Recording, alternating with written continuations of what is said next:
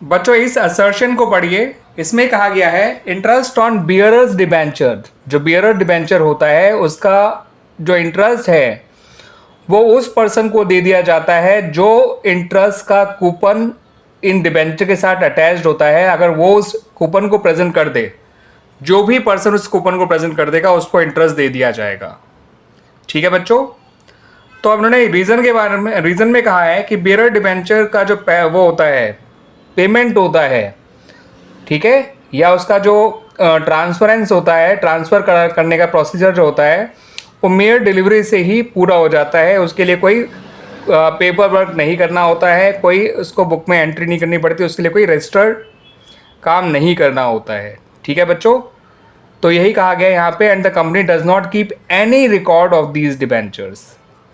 तो bearer debenture का जो वो है ट्रांसफरेंस है, ट्रांसफ़र होना केवल डिलीवरी से होता है। एक पर्सन से दूसरे पर्सन को अगर को दे दिया जाए तो ऐसे में जिस पर्सन को मिल गया, जिसके पास फाइनली वो डिबेंचर है, उसी को उसका इंटरेस्ट भी मिलेगा और उसका फाइनल पेमेंट भी मिलेगा उन डिबेंचर्स का।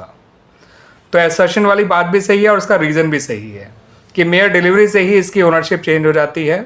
जो जिस पर्सन के पास फाइनली वो डिबेंचर होगा at the time of getting the interest और at the time of getting the payment या repayment of that particular debenture, जिस पर्सन के पास उस समय होगा उस पर्सन को उसका इंटरेस्ट एज वेल एज उसका पेमेंट दे दिया जाएगा।